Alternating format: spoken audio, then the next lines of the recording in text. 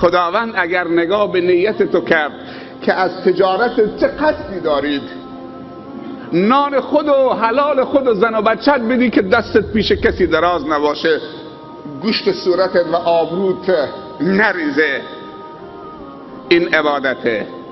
دیگه نگاه به دل دومت میکنه، چون انسان چند تا نیت داره. از یک تجارت انسان میتونه چند نیت خیر داشته باشه. این که خودش بیکار نباشه، این که درآمد حلال کسب کنه که خودش درآمد حلال و تلاش حلال برای کسب مال حلال خودش یک عبادته. این که لقمه‌ای تو دهن زن و بچهش بگذاره که دوباره خودش عبادته. این که با همین مال حلال بچهش بفرسته دانشگاه، بفرسته مدرسه دینی که دوباره خودش یک نعمته.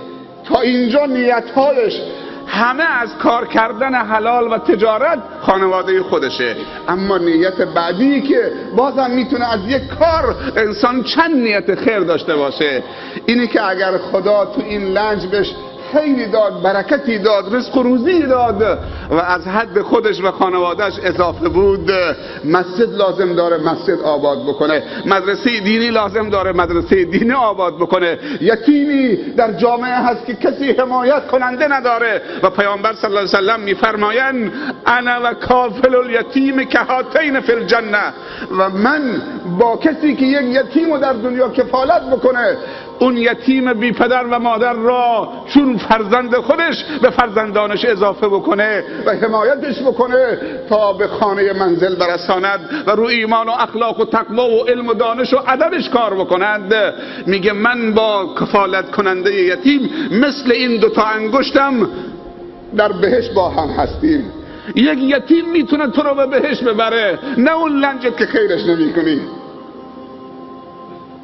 یک یتیمی که دمپایی نداره، لباس درست حسابی نداره، از کنارش رد میشی، اعتنایی بهش نمی کنی. پیامبر گفته کافیه که دستی به سر همین بکشی، از تجارتت و لنجت یک یتیم و زیر پوشش بگیری.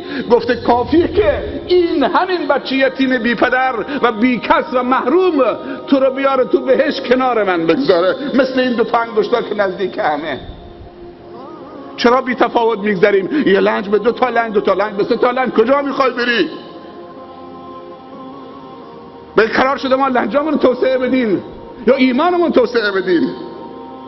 لنجی که به درد ایمانمون نخوره، لنجی که به درد اسلاممون نخوره، لنجی و تجارتی و مغازی و ماشینی که به درد جامعه ما نخوره، مالی که به درد آینده مسلمین نخوره، برای تقویت ایمان و رشد ایمان و علم و دانش به درد جامعه نخوره. توسعه این لنج ها غیر از این که رو تابه بیستی، دمپایم از پاد در آوردن، روز قیامت تابه داغ زیر پاد میگذارن، میگه حالا پول جاشو درست دادی، حساب جاشو اینجا باید بکشی، اینجا که کسی نیست که تو رو محاسبه بکنه، ماشین حساب دست خودته.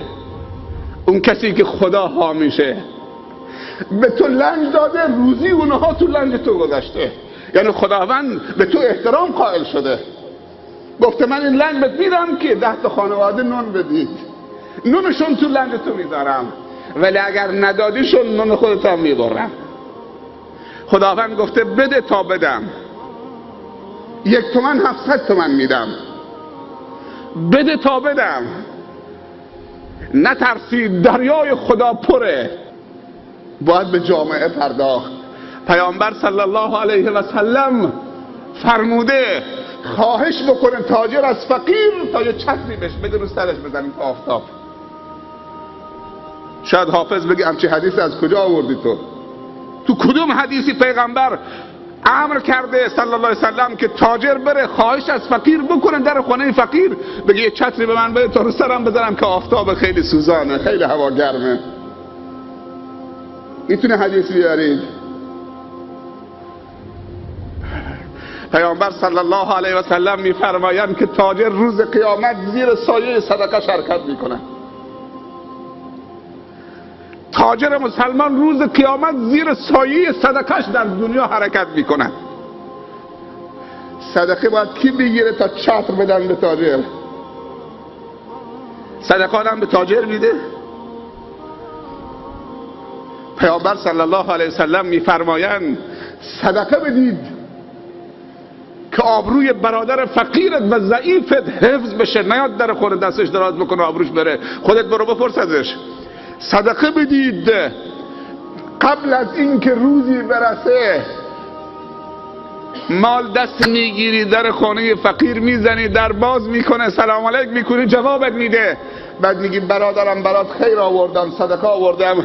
برادر فقیر برمیگرده میگه اگه دیروز آورده بودی من نیاز داشتم، امروز خدا نیاز منو برطرف کرده، مال خودت باشه. خدا اون روز نیاره که تاجر مالش رو دستش باشه در خانه فقیر بگرده، فقیر نباشه ازش تحویل بگیره، یه چتر رو سرش بزنن روز قیامت. مسجد میخوان کار بکنن، هی وسوسه میشه، نه اول خونم درست بکنم، بعد اگه تهش چیزی موند، چون خانم گفته که باید خونه من سنگ فلانی باشه، آشپزخانه کابینتش فلانی باشه، اینطور باشه اینطور باشه، اگه چیزی تهش موند یک 50 پاکت سیمانم به مسجد میدم، اگه چیزی تهش موند و بعد از اینکه خانم رو راضی کردم. تا وقتی خانم راضی میشه که ستون مسجدم کامل شده.